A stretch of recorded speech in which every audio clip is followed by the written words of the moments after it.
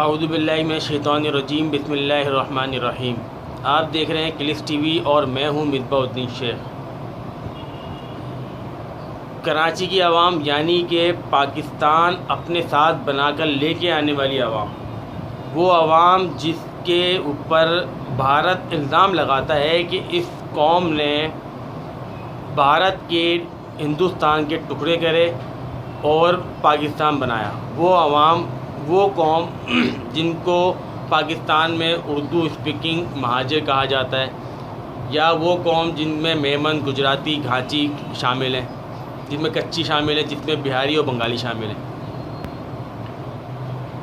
ये वो कौम है जिन पर भारत का इल्ज़ाम है कि ये लोग भारत के गद्दार हैं और इन्होंने हिंदुस्तान के गद्दार हैं और इन्होंने पाकिस्तान बनाया, हिंदुस्तान के दो टुकड़े करे। यही वो कौम है जो पाकिस्तान अपने साथ लेके आए। लेकिन अब उनका काम पाकिस्तान में किसने आगाज़ किया? वो करा 1961-62 में अय्यूब खान ने।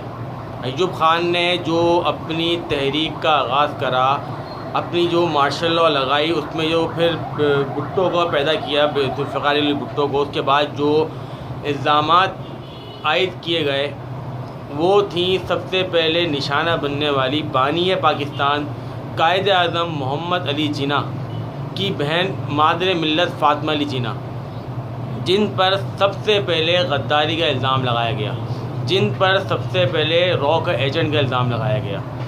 ये वही मादरे मिल्लत हैं जिन्होंने पाकिस्तान के लिए अपनी सब कुर्बानियाँ दी अपने भाई के साथ मिलकर और उन लोगों के साथ मिलकर जिन्होंने पाकिस्तान बनाया। तो ये सिलसिला जो लोग बोलते हैं कि ये अभी से हुआ, कि अभी इल्ज़ामात लग रहे हैं, अभी से नहीं, इसका आगाज़ 1961 में ही हो गया था। और 61 और 62 में अय्यूब खान ने जो है इसका आगाज़ कर दिया था मादरे मिल्लत फ़ातिमा अली जिन्ना, जो बानी पाकिस्तान कायदे आज़म मोहम्मद अली जिन्ना की बहन थी। उसके बाद अय्यूब खान के ख़िलाफ़ किस तरह इस्लामिया कॉलेज में तंजीम बनी, क्या बनी, फिर उसके बाद वो ख़त्म होने के बाद उस तंजीम पे पाबंदी लगी, तो फिर APMSO बनी। इसका भी सिलसिला मैं आपको आगे चल के बताऊँगा अगली वीडियो में, क्योंकि मैंने ये बहुत बड़ी इस पर रिसर्च कर रहा हूँ, तो इस पर थोड़ी थोड़ी करके रोज़ मैं आपको बताऊँगा। अच्छा, अब आगाज़ कर लेते हैं आज के प्रोग्राम के हवाले से, जिस पे मैं डेली जिस हवाले से व्लॉग बनाता हूँ, उस हवाले से मैं वीडियो जो बनाता हूँ उस हवाले से बात कर लेते हैं। आगाज़ करते हैं MQM बहादुराबाद की प्रेस कॉन्फ्रेंस से। खालिद मकबूल सिद्दीकी ने अभी जो प्रेस कॉन्फ्रेंस करी है कल, तो उसमें कहा है कि हमें गैर जमहूरी लोग हैं, जो यानी कि जिसको कुछ लोग न्यूट्रल बोलते हैं, और कुछ लोग बड़े भाई बोलते हैं, कुछ लोग पिंडी सरकार बोलते हैं, तो वो उनको खालिद मकबूल सिद्दीकी ने गैर जमहूरी लोग बोला। गैर जमहूरी लोग चाहते हैं कि हम जितने भी कराची की पार्टियां एक ना हो, यानी कि आफाक अहमद, यानी कि मुस्तफ़ा कमाल, फारूक सत्तार और MQM बहादुराबाद, ये एक ना हो। ये जो लॉलीपॉप खालिद मकबूल सिद्दीकी ने प्रेस कॉन्फ्रेंस में बैठ कर दी है, इस पर कोई बात ही नहीं बनती, क्योंकि ये सब जानते हैं कि 2014 में अल्ताफ़ हुसैन के ख़िलाफ़ ऑपरेशन का आगाज़ हुआ। 2013 के इलेक्शन में ही अव्वल तो वो स्टार्ट हो गया था, इलेक्शन के दौरान ही लड़के कारकुनान उठने शुरू हो गए थे। फिर अल्ताफ़ हुसैन पे पाबंदी 2014 पे लगी, जो MQM के बानी है। उसके बाद फिर 2016 में जो 23 अगस्त को हुआ, तो वो किसके कहने पर हुआ, कौन इनको उठा के लेके गया, किसी ने क्या करा, फिर इनकी जो है पार्टी भी इनकी हो गई। इन्हीं लोगों ने अल्ताफ़ हुसैन के ख़िलाफ़ आर्टिकल 6 का जो है कौमी असम्बली में पेश कर दिया, सूबाई असम्बली में पेश कर दिया। अल्ताफ़ हुसैन को गद्दार करार देने वाले भी यही लोग थे। अब ये लॉलीपॉप दे रहे हैं कि गैर जमहूरी लोग। अगर भाई तुम ये सबसे पहले तो ये बताओ कि 16 अगस्त के बाद, 2016 के 23 अगस्त के बाद तुम लोगों को ख़ुद चलने की इजाज़त कहाँ है? तुम बिना इजाज़त के तो वॉशरूम भी नहीं जा सकते, तुम बिना इजाज़त के तो अपनी बीवी के पास कमरे में नहीं जा सकते। तो तुम बात कर रहे हो कि गैर जमहूरी लोग चाहते हैं हम एक नहीं हो जाएं, ये ऐसी बात नहीं है। तुम्हारी नीयत में ही फतूर है। तुम ना तो कराची के मुखलिस हो, ना ही तुम लोग MKM बहादुराबाद वालों, ना ही अपने कारकुनान के मुखलिस हो। तुम लोगों ने सिर्फ पैसा बनाना है। जो तुम्हें अल्ताफ़ हुसैन के दौर में मौका नहीं मिलता था वही तुमने करना है। तहरीक को कन्वर्ट कर दिया तुमने सियासी पार्टी पे। अल्ताफ़ हुसैन की भी सियासी पार्टी थी, लेकिन वो तहरीक थी, वो जो कराची के लिए काम कर रहे थे, आवाम के लिए, गरीबों के लिए, तो वो तो आप लोगों ने ख़त्म कर दिया। अब उसके बाद जो है आप ही लोगों ने बहादुराबाद, MKM बहादुराबाद बनाई। आप फ़ारूक सत्तार साहब उसमें शामिल थे, फिर वो फ़ारूक सत्तार साहब तो अलग हो गए, उनको आपने निकाल दिया। तो आपके लिए तो बेहतर यही है कि आप लोग अब जाने की तैयारी करें। जैसे आमिर ख़ान भाग गया, जो आपका असल टारगेट जिसने करा था MKM ख़त्म करने में, MKM पे ऑपरेशन करवाने में, वो तो कातिल भाग गया। उसने आफाक अहमद के साथ मिलकर भी कराची के लोगों को मरवाया, बाद में भी MKM में बैठ के लोगों को मरवाता रहा। वो कातिल तो भाग गया, उसने अपना सामान समेट लिया। अब खालिद मकबूल सिद्दीकी और बकाया लोगों का भी काम है, जो जो नोट बना रहे हैं वो भागने की तैयारी करें। तो कराची के आवाम को जिस दिन मौका मिल गया, या जिस दिन अल्ताफ़ हुसैन की सियासत ऑन हो गई, सबसे पहले तो तुम लोगों को जूते पड़ने। तुम लोगों के घर में भी तुम्हें छुपने की जगह नहीं मिलेगी, ना तुम्हें सरदारी बचाएगा, ना तुम्हें वो लोग बचाएंगे तो तुम्हें लेके आए।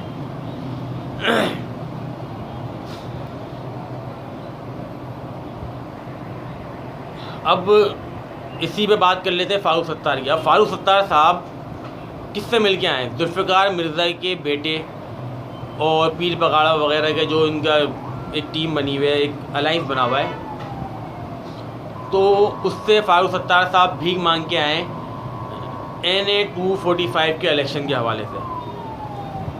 मुझे पीर पगाड़ा की पार्टी फंक्शनल लीग से कोई इख्तलाफ नहीं है। उन्होंने कभी कराची के मामले में टांगी नहीं अड़ाई, उन्होंने कभी महाजिरों को कुछ नहीं बोला, क्योंकि जो पीर सबगतुल्लाह राजदी थे, जो इनके बड़े पीर साहब, जो इनका इंतकाल हो गया, उन्होंने भी हमेशा महाजिरों को सपोर्ट करी, उर्दू बोलने वालों को। मैं तो हमेशा उनके लिए अच्छा ही बात करता हूँ, आज के लिए भी।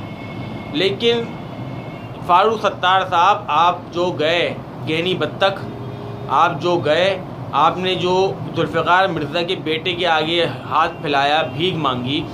जुल्फ़िकार मिर्ज़ा ने क्या करा है महाजिरों के साथ, उर्दू बोलने वालों के साथ? क्या कुछ नहीं बोला। उसने ख़ुद बोला कि मैंने लाखों लाइसेंस दिए लियारी वालों को, महाजिरों को मारने के लिए। जुल्फ़िकार मिर्ज़ा ने ख़ुद कबूल करा कि महाजिरों को जितने भी लियारी गैंग वॉर अमन कमेटी में जितना भी असला दिया गया, जितने भी लाइसेंस दिए गए, वो मेरे बदौलत दिए गए, और ये काम करवाया महाजिरों को कत्ल करने के लिए। और यही जुल्फ़िकार मिर्ज़ा था जो बोल रहा था कि महाजिर तो नंगे भूखे आए थे। तो गेनी बत्तख फ़ारूक सत्तार, गेनी बत्तख, तुम तो हमेशा ही बिकाऊ हो। जब से तुमने अल्ताफ़ हुसैन को माइनस करा है, तुम्हारी चड्डी तक उतार दिए लोगों ने, लेकिन तुम क्या मत सुनोगे ही नहीं। तुम तो वो बगैरत हड्डी हो गए हो कि तुम्हें रात को नींद नहीं आती, दिन में सोने को नहीं मिलता, तो तुम्हारा दिमाग काम कर नहीं रहा। तुम भीख मांगने भी उनके पास गए हो जो तुम्हारे अपने दुश्मन हैं। दुनिया जानती है, पूरा कराची जानता है कि कुछ भी कर लो ये तुम्हारे वफादार नहीं होंगे। जैसे कि तुम दरदारी की गोद में बैठे हो, तुम सब क्या कर लिया पीएस पार्टी ने? पीएस पार्टी ने पिछले 15 सालों में 2.5-3 लाख नौकरियां दी हैं, ये रिकॉर्ड में है। एक भी बता दो उन 2.5-3 लाख नौकरियों में कौन सा कराची वाला था? सारे डोमिसाइल कराची के बाहर के थे। कराची वालों को क्या मिला? तुम लोगों ने क्या उनकी आवाज़ उठा ली? तुम फ़ारूक सत्तार साहब, आप जैसे जो लोग हैं ना, गेनी बत्तख, ये सिर्फ़ और सिर्फ अपनी मफाद के लिए सौदा करना जानते हैं। बर्बाद कर दिया कराची को अपनी मफाद के लिए, अपने आप को बचाने के लिए, अपने 2 नंबर कारोबारों को बचाने के लिए। अब आप भी जाने की तैयारी करो, क्योंकि आमिर ख़ान भाग गया, खालिद मकबूल सिद्दीकी भाग गया, जितने भी टट्टू आए हैं सब भागेंगे जिन्होंने नोट बनाया। अब सबसे बड़ी खबर जो मैं आपको कल की दूँ, एक ताजिर रहनुमाओं ने जो एहतजाज करा था, उस पर वो 6,000 रुपये जो बिल पे टैक्स लगाया था एक्स्ट्रा, उसके ख़िलाफ़ एहतजाज करा था मुसलसल। जो कल उसका रिज़ल्ट आ गया वो माइनस कर दिया, ख़त्म कर दिया। यानी कि अब ताजिरों में भी जो ग्रुप है, मैं आपको उसका पूरा एक तफसीली बताता हूँ। चैम्बर वाले जो मीटिंग करके आए मिफ्ता इस्माइल से, वो बोल रहे हैं कि हमें 1 साल का टाइम मिला है, और जो लोकल बिजनेस कम्युनिटी के अलाइंस बनी हुए या यूनियन बनी हुई है, उसमें रिजवान इरफान जो सदर मार्केट के सदर हैं, चेयरमैन हैं, वो साफ फरमाते हैं कि 3 महीने का टाइम मिला है। पहले तो ताजिरों में आपस में एकता नहीं है, दूसरा ये वो फ़ोटो माफिया हैं, इनको कोई मिनिस्टर बुला ले, इनको कोई मिनिस्टर का चपरासी बुला ले, इनको कोई भी आगे बुला ले, ये पहुंच जाते हैं फ़ोटो माफिया बनकर, आवाम को बेवकूफ़ बनाते हैं कि हम आपके लिए खड़े हुए, आवाम के साथ खेलते हैं। कोई भी इससे पहले भी एहतजाज हुआ था, बहुत सारी बातें हुई थी, वो वज़ीर आला हाउस में बुला लिया, गवर्नर ने बुला लिया, वो बुलाया और मामला रफा दफ़ा हो गया, लेकिन तस्वीरें फ़ोटो माफिया बन गई। वो अखबारों में तस्वीरें, अपने ऑफिस में फ्रेम बनाकर तस्वीरें लगाने वाले लोग, ये ताजिर रहनुमा इतने बड़े जो है गेम कर रहे हैं। इसका मैं आपको बिल बताता हूँ, बिल के मुताबिक मैं आपको बताता हूँ। इन्होंने 6,000 रुपये माइनस करवाए और वही बिल घरों में पहुँच गए, यानी कि कमर्शियल से रेजिडेंशियल जो घर हैं, जो एरिया हैं, उनको मिल गए वो 2,500 रुपये जिसका बिल आता था, 3,000 रुपये जिसका बिल आता था, उसका बिल 11,000 12,000 का आया। इस पे कौन आवाज़ उठाएगा? ताजिर तो नहीं उठाएंगे। क्यों नहीं उठाएंगे? क्योंकि इनको तो अपना उस पर पब्लिसिटी नहीं होगी, इनका कारोबार बंद नहीं होगा तो पब्लिसिटी नहीं होगी। ये तो ख़ुद तो रोडों पे सोते हैं ना, घरों की बिल की तो फिक्र ही नहीं है कि घर पे कुछ भी बिल आ रहा हो, कारोबार चल रहा है तो वो भरेंगे। तो ये ताजिरों ने जो फ़ोटो माफिया बन गए, मिफ्ता इस्माइल से मीटिंग हुई, तस्वीरें खिंचवाई, वीडियो बनवाई, वो इधर उधर पब्लिश कर रहे हैं, सोशल मीडिया पे जो है दिखा रहे हैं हमारी मीटिंग हो गई, हमने 6,000 रुपये माइनस करवा दिए। एक ग्रुप बोल रहे हमने 1 साल के लिए नहीं करा, 1 साल के लिए माफ़ हुआ है, एक ग्रुप बोल रहा 3 महीने के लिए माफ़ हुआ है। तो ये जो सारा गेम फ़ोटो माफियाओं ने करा, इससे कुछ भी फ़ायदा नहीं होगा, ना कराची को, ना कराची के आवाम को। ये वो फ़ोटो माफिया है, इन लोगों में आपस में एका नहीं है। जिस दिन एक हो जाएंगे उस दिन बात करें कराची के आवाम की, कराची के कारोबारी की। और इसी जो इनके ही ग्रुप बने हुए, इसी ग्रुपों के वजह से, इसी ग्रुपिंग की वजह से हर सियासतदान, हर सियासी पार्टी, हर वफाकी हुकूमत, हर सूबाई हुकूमत आती है और ये फ़ायदा उठाती है। पहले अपने अंदर से आप ग्रुपिंग ख़त्म करो, उसके बाद आप चलो। और सबसे बड़ी बात, पहले तो कराची में से, जो आप कराची के ताजिर बन रहे हो ना, तो आप सबसे पहले कराची में से गैर मुल्की निकालो। आपने अपने साथ मिलाया हुआ है अगवानी हकीम शाह को, आपने मिलाया हुआ अपने साथ अतीक मीर को, कश्मीरी को। पहले पाकिस्तानी और कराची वालों को तो एक साथ ताजिर बना लो। खुद आप एक हो नहीं, खुद कराची वाले एक हो नहीं, अगवानी को अपने साथ मिला रहे हो, कश्मीरी को अपने साथ मिला रहे हो। पहले ख़ुद एक हो जाओ, फिर आवाम की बात करो, और जो एहतजाज करती हो फिर उस पर निकलो। अभी जो घरों में बिल आए, 2,000 वाले के 3,000 रुपये वाले के 12,000 रुपये आए, 2,500 वाले के 11,000 रुपये आए, 2,000 वाले के 10,500 रुपये आए। ये कौन? ये मतलब वो दुकानदार के रोडों पे सोते हैं, जिनकी दुकानों पे बिल आ रहे थे, उनके घर नहीं है। अब इसके लिए कौन निकलेगा? इसके लिए ना कोई दुकानदार निकलेगा, ना कोई ताजिर निकलेगा, घर वाले निकलेंगे और वो पुलिस वालों को डंडा मारेंगे, आंसू गैस छोड़ेंगे। वो बेचारी ख़वातीन जो घर के नॉर्मल अफराद होते हैं, वो ज़ख्मी होकर आ जाएंगे ना। उसके लिए जैसे पहले भी कभी किसी ताजिर ने आवाज़ नहीं उठाई ना, अब उठाएंगे। तो सबसे पहले आप जिस घर में रहते हो ना, जिसमें आपकी रिहाइश है, आप के इलेक्ट्रिक के लिए उधर भी बात करो। आप उसके लिए बात नहीं करोगे क्योंकि दुकान का बिल माइनस हो गया, आपकी वाह वाह हो गई, एक मिनिस्टर आ गया मिफ्ता इस्माइल, उसने आपके साथ जो है मीटिंगें कर ली, आपके साथ तस्वीरें खींच ली, आपके ऑफिसों में उसके साथ फ्रेम में तस्वीरें लग जाएंगी, किसी के साथ खड़े होगे, किसी के पीछे खड़े होगे, किसी के बराबर में खड़े होगे, अखबारों में तस्वीरें आ जाएंगी, चैनलों पे 1-2 चैनलों पे टिकट चल जाएंगे, 1-2 चैनलों पे खबर चल जाएगी, 1-2 चैनल पे जो आपका बीपर चल जाएगा। तो बस यही करना है आपने, आवाम के लिए आपने सोचना नहीं है और ना ही सोच सकते हैं।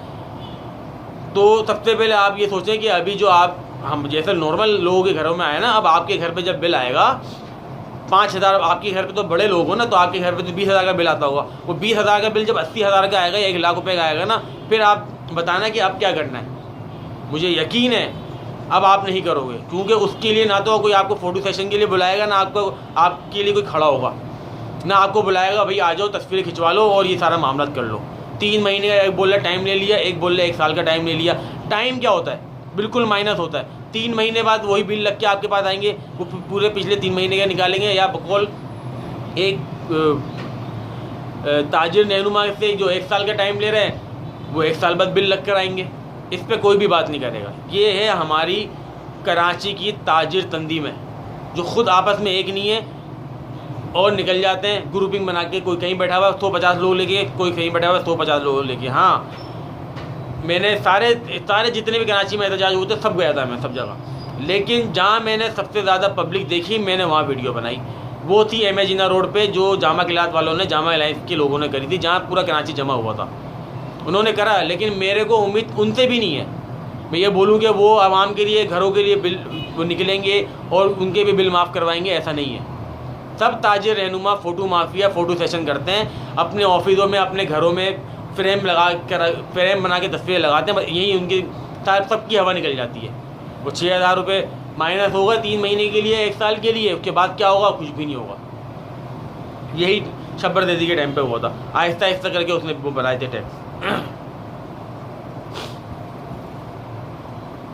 अब उस पर बात करी जाए, हम अल्ताफ़ हुसैन को बोलें कराची वाले कि भाई अल्ताफ़ हुसैन के टाइम पे ऐसा नहीं होता था, तो फिर इदारे बोलते हैं कि तुम गद्दार हो। इदारे बोलते हैं कि अल्ताफ़ हुसैन की बात करिए, उठाओ इसको। इदारे बोलते हैं कि उनको, इदारों का मतलब सिर्फ रेंजर्स की बात कर रहा हूँ, रेंजर्स उठाती है कराची में अल्ताफ़ हुसैन की बात करने के ख़िलाफ़। उठाओ भाई, इसने अल्ताफ़ हुसैन की बात कैसे करी, इसने अल्ताफ़ हुसैन के गाने में डांस कैसे करा, इसने अल्ताफ़ हुसैन को आवाज़ कैसे लगाई, इसने जी महाजिर और जी अल्ताफ़ हुसैन कैसे बोला। तो फिर ये हो जाता है भाई, अल्ताफ़ हुसैन के दौर में जब MQM के यूनिट बने हुए होते थे ना इलाके में, तो किसी की मजाल नहीं होती थी किसी गली में आके डकैतियाँ हो जाएं। रोडों पे होती थी, जहाँ यूनिट का और बैठक नहीं होती थी, सुनसान जगहों पे होती थी। अब तो कराची के हर इलाके में ऐसा हो गया है कि घर की लेडीज़, लड़के, बच्चियाँ स्कूल नहीं जा सकती, यूनिवर्सिटी नहीं जा सकती, उनसे मोबाइल छीन लिया जाता है, नहीं तो फिर नाजेबा हरकतें की जाती हैं। कोई आवाज़ नहीं उठाता। पुलिस के पास जाओ तो पुलिस कोई एक्शन नहीं लेती। क्यों नहीं लेती? क्यों लेगी? उनके घर वाले तो गांव गोट में रहते हैं, उनकी अय्याशी तो उनके गांव गोट में पूरी हो रही है, यहाँ से पैसा जमा करके भेजते हैं, उनको क्या लेने देना कराची से। तो ये है हमारे कराची का मामला। इसी वजह से यूनिट ऑफ सेक्टर बने थे, हर इलाके में ड्यूटियाँ रखती थी लड़कों की, अपने ही लोगों की हिफाजत के लिए। लेकिन इन पैदागिरों ने, इन बत्ताखोरों ने MQM को बत्ताखोर साबित करके उस पर पाबंदी लगा दी। लेकिन अब तक मैं ये बात, फिर इस पर बात के लिए याद आया मेरे को कि अल्ताफ़ हुसैन पे गद्दारी के केस बने लंदन की अदालत में, और इमरान खान समेत सब ने बोला कि वहाँ इंसाफ होता है, इंसाफ होता है, इंसाफ होता है। जब अल्ताफ़ हुसैन के ख़िलाफ़ कोई चीज़ साबित नहीं हुई, तो फिर अल्ताफ़ हुसैन का पाकिस्तान में फिर भी पाबंदी, 6 महीने की पाबंदी 8 साल हो गए, लेकिन वो ख़त्म नहीं हो रही। 2014 से 2022 हो गया, 6 महीने की पाबंदी लगी थी, वो ख़त्म नहीं हो रही, ना होगी। क्यों नहीं होगी? जब तक वहाँ एम्बेसी में अल्ताफ़ हुसैन के लिए क्या पासपोर्ट और NIC पाकिस्तानी इशू नहीं होगा, जहाँ लाहौर हाई कोर्ट में अपील नहीं होगी, तो वो होगा नहीं। तो यहाँ के जो लोग बैठे हुए हैं, ख़ास तौर पर कराची वाले, ये मैं सिर्फ इदारों की बात नहीं कर रहा, सबसे बड़ी बात है PS पार्टी की, सबसे बड़ी बात है भादराबाद वालों की, और मुस्तफ़ा कमाल वालों की भी बात है, फारूक सत्तार की भी बात है। ये लोग चाहते हैं कि अल्ताफ़ हुसैन का NIC इशू ना हो वहाँ पर पाकिस्तानी। वो रिलीज़ हो गया NIC, तो इन लोगों की ज़्यादा ख़त्म हो जाएगी। ये अरबों रुपए जो कमा रहे हैं, हर हफ्ते या महीने खरबों रुपए के बिजनेस कर रहे हैं, तो ये सब ख़त्म हो जाएगा इनका। अल्ताफ़ हुसैन को तो सबने बड़ा आसानी से बोल दिया पूरी सोशल मीडिया पे, अल्ताफ़ हुसैन गद्दार, महाजिर गद्दार, रॉ के एजेंट, मुल्क दुश्मन, पाकिस्तान बनाने वाले मुल्क दुश्मन, पाकिस्तान खाने वाले मुल्क के वफ़ादार, सब कुछ कर लिया। लेकिन आप इस बात को देखो कि पीपल्स पार्टी ने कितना मुल्क के ख़िलाफ़, पाकिस्तान के ख़िलाफ़ आवाज़ें, नारे लगाए। PTI ने कितने पाकिस्तान के ख़िलाफ़, ISI के ख़िलाफ़, MI के ख़िलाफ़, आर्मी के ख़िलाफ़ अभी भी लग रहे हैं। नवाज़ शरीफ वालों ने, अहमद शहबाज वालों ने, शहबाज शरीफ वालों ने, नवाज़ शरीफ वालों ने, मरीम नवाज़ ने, और ANP वालों ने, जमात वो मौलाना फजलुर रहमान, कौन कौन ऐसा है, कितने लोग मैं आपको गिनवाऊँ तो लिस्ट बनाने पड़ती है। मैंने लिस्ट बनाई नहीं, जो जहन में आ रहा है मैं बता रहा हूँ। लिस्ट बनाने पड़ती है कितने लोगों ने पाकिस्तान के ख़िलाफ़, पाकिस्तानी इदारों के ख़िलाफ़, आर्मी के ख़िलाफ़, ISI के ख़िलाफ़, MI के ख़िलाफ़ कितने ही मुजाहरे किए, कितने ही सब कुछ करा, झंडे जला दिए पाकिस्तान के, पासपोर्ट जला दिए। लेकिन मुझे आप ये बताएं, जिन लोगों ने अल्ताफ़ हुसैन पे पाबंदी लगाई है, क्या उस तकरीर जिस तकरीर के आप लोग नाम लेते हैं, जिस वजह से MQM ख़त्म की गई, बहादुराबाद वालों के हवाले की गई, उसमें ऐसा क्या था? उसमें क्या झंडे जलाने की बात की थी? उसमें क्या पाकिस्तान पासपोर्ट जलाने की बात की थी, या किसी इदारे के ख़िलाफ़ बात की थी? उन्होंने सिर्फ ये बात बोली थी कि मुझे ऐसा पाकिस्तान नहीं चाहिए जिसमें मेरे लोगों को इंसाफ ना मिले। तो सही बात है, हर सियासतदान अपनी लोगों की बात करता है, लेकिन आप लोगों ने उसको मैनिपुलेट किया, उसको घुमाया फिराया और दूसरी तरीके से पेश किया, वो आपकी अपनी मर्ज़ी है। मैं एक ख़बर इसलिए ये बता रहा हूँ कि वो तकरीर मैंने आज तक नहीं सुनी थी। आज अभी 2 दिन पहले मैंने वो तकरीर सुनी। असल थी क्या? जिन लोगों ने वो तकरीर करवाई आमिर ख़ान ने, उसके ख़िलाफ़ तो कोई एक्शन नहीं हुआ। क्यों नहीं हुआ? क्योंकि वो पूरी प्लानिंग थी कि बाद 9/0 में उतारने में, ऑपरेशन कराने में, सब चीज़ों में आमिर ख़ान शामिल था, तो उसके लिए उसके ख़िलाफ़ कुछ हुआ नहीं। अब पासपोर्ट जलाने वालों के ख़िलाफ़ भी आप कुछ नहीं कर रहे हैं, कुछ, क्योंकि जो असल मुल्क के दुश्मन हैं आप उसके ख़िलाफ़ इसलिए कुछ नहीं कर रहे कि सब मिल के खा रहे हैं। खाओ वो खाने दो वाली कहानी। अल्ताफ़ हुसैन बोलता था खाओ, जमा करो तो कारकुनों को दो, इनकी बेवाओं को दो, इनके घर पे राशन डलवाओ, खाले जमा करो तो ये इस फितरे जमा करो तो ये भी इन लोगों को दो। तो ये आप लोगों को अच्छा नहीं लगता था, क्योंकि ये तो असल जो जिसको आप बोलते हो एक खाले छीनना और ये करना, उसी से सारी चीज़ें चलती थी। KKF चलता था। आप नहीं मानते उस चीज़ को, वो क्यों मानोगे? क्योंकि भाई वो चीज़ें बंद हुई हैं तो आप लोगों के सबके ख़जाने खुले, आप लोगों की जायदादें बननी शुरू हुई हैं। अब ऑपरेशन के नाम से अरबों रुपये जमा कर लिया। खोलियों में रहते थे, गाँव गोड़ में छोटे छोटे मकानात में रहते थे, आज महल्लात बना लिए, कोई पूछने वाला नहीं है। क्यों नहीं है? क्योंकि नीचे से लेकर सब ऊपर तक खा रहे हैं। आसिफ जरदारी साहब के मामले में तो कराची या सिंध के मामले में किसी को बोलने याद नहीं है। आपने आसिफ जरदारी को बोला भाई जो करना है करो, बस हमें हमारा हिस्सा मिल जाना चाहिए, तो मिल रहा है। लेकिन वक्त आता है, ये सबका वक्त आता है। इसमें कुदरत का कमाल देखें आप कि जिसने अल्ताफ़ हुसैन पे जो इल्ज़ामात लगाए, जिसने अल्ताफ़ हुसैन पे जो इल्ज़ामात लगाए, वही इल्ज़ामात उस पर लग रहे हैं। जिन लोगों ने ऑपरेशन करा, अल्ताफ़ हुसैन पे करप्शन की और दहशतगर्दी के इल्ज़ाम लगाए, आज उनके ऊपर ही उनके डिपार्टमेंट ने इंक्वायरी बिठाई हुई है करप्शन की। जिन सियासतदानों ने अल्ताफ़ हुसैन को दहशतगर्द बोला, मुल्क दुश्मन बोला, जगह लंदन में जाके केस कर दिया, आज उन्हीं लोगों पर लंदन वालों ने केस करा हुआ है मनी लॉन्ड्रिंग का। उन्हीं पे पाकिस्तान पे मुल्क दुश्मन की इल्ज़ामात लगे। और फ़ॉरेन फंडिंग के ऊपर आपको पता है अभी जो इलेक्शन कमीशन ने ऑर्डर दिया है, उसको तो मानेंगे नहीं, कोई भी नहीं मानेगा, क्योंकि सबको सबका हिस्सा मिलता था। ये कुदरत है। मैं कोई अपने पास से नहीं बोल रहा। मैं जब वीडियो बनाता हूँ तो उससे पहले तो कुछ रिसर्च कर लेता हूँ। छोटा सा आदमी हूँ, छोटा सा दिमाग है मेरा, तो रिसर्च कर लेता हूँ तो पता चल जाता है। जिन लोगों ने जिस दौर में अल्ताफ़ हुसैन पर इल्ज़ाम लगाए कि अल्ताफ़ हुसैन ने ये गद्दारी करी, अल्ताफ़ हुसैन ने रॉ के साथ ये मिल के करा, अल्ताफ़ हुसैन ने इंडिया के साथ ही करा, अल्ताफ़ हुसैन इसका एजेंट, अल्ताफ़ हुसैन उसका एजेंट, आज उन्हीं लोगों पर रॉ के एजेंट का होने का साबित हो रहा है। रॉ से फंडिंग लेने का साबित हुआ है, इंडिया से भारत के लोगों से फंडिंग लेने का साबित हुआ है, भारतीय इदारों से पैसे लेके अपनी सियासी पार्टी चलाने का साबित हुआ है, उनके ऊपर अकाउंट छुपाने का साबित हुआ है, मनी लॉन्ड्रिंग का साबित हुआ है। अब अमेरिका और लंदन के अखबारात में वहाँ से जो है ब्लैक मनी ट्रांसफ़र होने का साबित हुआ है और वहाँ से मनी लॉन्ड्रिंग का साबित हुआ। अब अमेरिका और लंदन की अदालतों में जो केस चलेंगे उसका जवाब कौन देगा? वो तो आपने पाकिस्तान की तरफ से केस किया था ना अल्ताफ़ हुसैन के बाद, आपके पास कोई सबूत आप इतने पेश ही नहीं कर सके। वो लोग तो छोटे हैं नहीं, वो अगर ख़बर चलवा रहे हैं इसका मतलब है वो इतनी बड़ी ख़बर चलवा रहे हैं तो इसका मतलब उससे भी बड़े उनके पास सबूत हैं अदालत में पेश करने के लिए। तो सबसे पहले आप उसके लिए तैयार हो जाएं, क्योंकि कुदरत का कमाल है। कुदरत ने ऐसा चेंज करा कि अल्ताफ़ हुसैन पे जो आपने इल्ज़ाम लगाए वो वहाँ साबित नहीं हो सके, लेकिन आप लोगों पे साबित हो गए। अभी भी वक्त है पाकिस्तान बनाने वालों को पाकिस्तानी समझें और इनको इनके हकूक़ दें।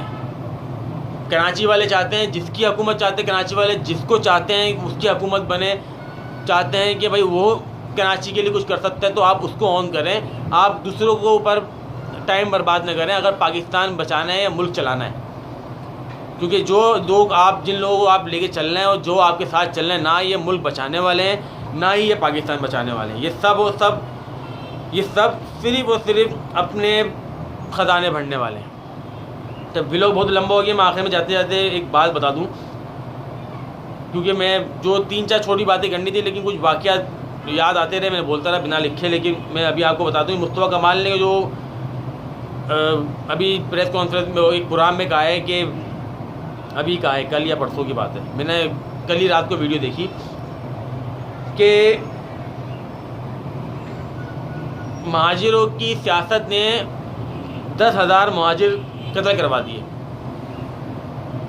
मेरा मुस्तफ़ा कमाल साहब से सवाल है कि भाई मुस्तफ़ा कमाल साहब, आप भी महाजिरी सियासत कर रहे हैं, आप लोग ये ना बोलें कि मैं नेशनल सियासत कर रहा हूँ, आप भी महाजिरों की सियासत कर रहे हैं। जब कराची की एक सीट आपके हाथ से गई तो आपको अंदाज़ा हुआ कि आपकी ही महाजिर की सियासत है, आप सिर्फ आवाज़ें लगा रहे हैं, सियासत आप महाजिर की कर रहे हैं। और आप जिस पे इल्ज़ाम लगा रहे हैं बिना नाम लिए, तो आप उन्हीं के साथ मिलकर, उन्हीं के नाम पर मिलकर आपने सियासत करी है और उन्हीं के नाम पर लोगों से वोट लिए हैं। और जो आपके ऊपर नाम है ना, आपने सिटी नाज़िम बन के काम करा था, वो भी अल्ताफ़ हुसैन, जिसका आप नाम नहीं ले रहा, मैं ले लेता हूँ, अल्ताफ़ हुसैन और परवेज़ मुशर्रफ की बदौलत है जो आप सिटी नाज़िम बन के आपने काम करा, वरना आपको पता है कि क्या होता है। एक और आपने बहुत बड़ी बात बोली कि 1987 में मैंने MQM पीपल्स पार्टी की वजह से ज्वाइन करी, और अभी जो है मैंने MQM पीपल्स पार्टी की वजह से छोड़ी। मेरे जहन बहुत छोटा सा है, इस पर मैं बहुत दूर तक सोच रहा हूँ, छोटा सा जहन है लेकिन बहुत दूर तक सोच रहा हूँ, क्योंकि मैं आपकी वो 87 वाली ज़िंदगी से लेकर 2022 तक की ज़िंदगी की पूरा शजरा जानता हूँ, इसलिए मैं उस पर जवाब नहीं देना चाहता। अगर मेरा दिल हुआ मज़ीद कुछ बात सामने आई तो फिर मैं दूंगा जवाब कि आपने वहाँ से लेकर उस डब्बू से लेकर अब्बू तक का सफ़र किस तरह करा। तो मैं इस बात का जवाब आवाम से चाहूँगा, जो मेरे वीडियो देख रहे हैं वो मुझे बताएं कि ये जो मुस्तफ़ा कमाल साहब ने बोला है कि 87 में पीपल्स पार्टी के लिए, जो पीपल्स पार्टी की वजह से ज्वाइन की थी और अब मैंने पीपल्स पार्टी की वजह से MQM छोड़ी, अब ये जो वजह ज्वाइन करना और वजह छोड़ना, ये जो मेरे जहन में है वो तो बहुत दूर तक है। लेकिन आप लोगों के जहन में क्या है, आप मुझे कमेंट्स पे लाजमी बताएं। मैं इस पर डिटेल पे वीडियो करूँगा, लेकिन अभी फ़िलहाल मेरा कोई इरादा नहीं है। व्लॉग बहुत लंबा हो गया है।